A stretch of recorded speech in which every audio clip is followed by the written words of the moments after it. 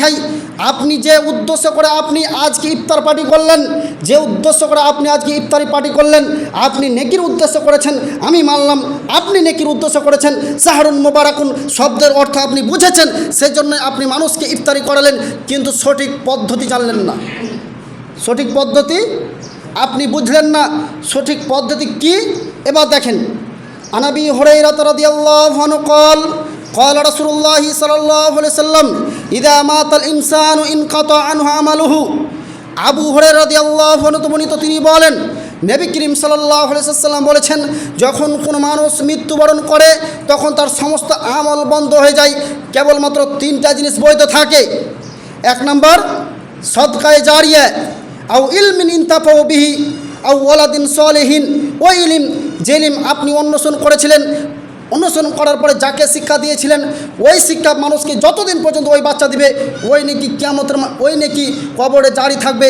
তৃতীয় নম্বর, নেক্সট সন্তান, আপনি পৃথিবীতে যে ছেলেকে রেখে গেছিলেন, ওই ছেলেকে যদি ভালো শিক্ষা দিয়ে রাখেন, যদি তাকে সলাতের শিক্ষা দিয়ে থাকেন, যদি তাকে সিয়াম পালন করার শিক্ষা দিয়ে থাকেন, যতদিন পর্যন্ত সে ভালো কাজ করবে, যতদিন পর্যন্ত ভালো আমল করবে, অতদিন পর্যন্ত আপনার কবরে নেকি বৈধ থাকবে, কবরে বৈধ নেকি বৈধ থাকবে। এ কথা রাসূল সাল্লাল্লাহু আলাইহি সাল্লাম বলেন।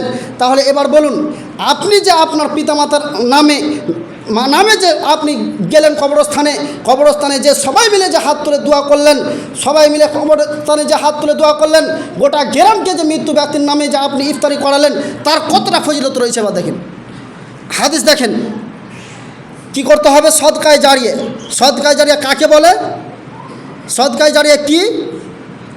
এই যে মাদ্রাসা রয়েছে, মাদ্রাসায় গেলেন, আপনি একটা জানলা করে দিলেন, এই যে ফ্যান চলছে, ফ্যান খারাপ হয়ে যাচ্ছে, ফ্যান দিয়ে দিলেন।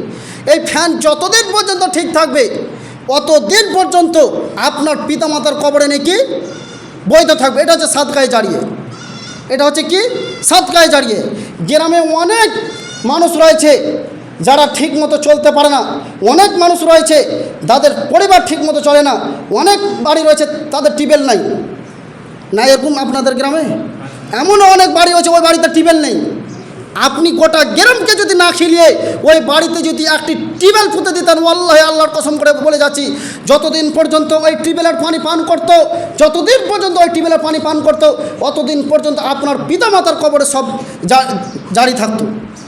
তবে আজ আপনি এমন পদ্ধতি করলেন, যে পদ্ধতি ভুল পদ্ধতি বলছি না, মানুষকে ইফতারি করাবেন, ঠিক ইফতারি করান, ইফতারি করালে সব পাওয়া যাবে, কিন্তু এই ইফতারির খাওয়ার সবাই হক রাখে না। যে ধনী সেও যাচ্ছে, যে গরিব সেও যাচ্ছে। এই সমস্ত ইফতার পার্টিতে সবাই অংশগ্রহণ করতে পারে না, সবাই অংশগ্রহণ করতে পারে না।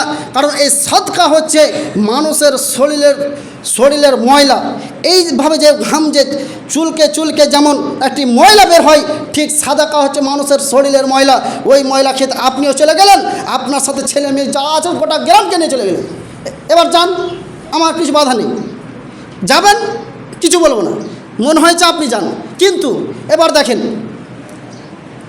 এই যে কবর জিয়ারত, আমি আপনাকে মানা করছি না যে কবর জিয়ারত করিয়েন না, আমি বলছি আপনাকে কবর জিয়ারত করতে যান, কবর জিয়ারত বেশি বেশি করে করেন। কারণ রাসূল সাল্লাল্লাহু আলাইহি সাল্লাম নিজে কবর জিয়ারত করেছেন, কিন্তু আমাদের মতো পদ্ধতিতে তিনি করেননি। তিনার পদ্ধতি কি? যখন নবী করিম সাল্লাল্লাহু আলাইহি সাল্লাম কবর জিয়ারত করতে যেতেন, নবী করিম সাল্লাল্লাহু আলাইহি সাল্লাম যখন কবর জিয়ারত করতে যেতেন, তখন আয়েশা রাদিয়াল্লাহু আনহা দেখতেন যে আল্লাহর নবী প্রতিদিন রাত্রে নিরাবিল, যখন রাত 12টা-1টা হতো, তখন একা একা চলে যেতেন। আর মহিলাদের একটা নিয়ম কি, তাদের সন্দেহ বেশি থাকে, কার? মহিলাদের। তা আয়েশা সন্দেহ করছে আল্লাহর নবী প্রতিদিন যায় কোথায়, আল্লাহর নবী প্রতিদিন যায় কোথায়। একদিন তখন আয়েশা রাদিয়াল্লাহু আনহা বলছেন, আল্লাহর নবীকে আজকে দেখব যে আল্লাহর নবী যাচ্ছে কোথায়। তখন আল্লাহর নবীকে দেখছেন যে আল্লাহর নবী কবর জিয়ারত করছেন। তো ওখানে কি আয়েশাকে সাথে নিয়ে গিয়েছিল না গোটা গ্রামবাসীকে নিয়ে গেছিল? গোটা গ্রামবাসীকে নিয়ে যায়নি। কবর জিয়ারত করতে হবে, একাকৃতভাবে আপনাকে কবর জিয়ারত করতে হবে। এটা যা অত্র হাদিস থেকে প্রমাণিত হয়, যা নবী করিম সাল্লাল্লাহু আলাইহি সাল্লাম করেছেন। অতএব আপনি আপনার পিতামাতার জন্য কবর জিয়ারত করবেন। আপনারা তিন ভাই রয়েছেন, আপনার ছেলে রয়েছে, তিনজনে মিলে চলে গেলেন। যাওয়ার পরে তিন ভাই মিলে আলাদা আলাদা হাত উঠাবেন। আপনি আপনার পিতামাতার জন্য আপনি চাইবেন, আপনার ছোটো ভাই রয়েছে ছোটো ভাই আলাদা চাইবে, তার বড় ভাই রয়েছে আলাদা চাইবে, একসাথে আবার আমির বলে সবাইকে হাত নামাতে হবে, এরকম চলবে না।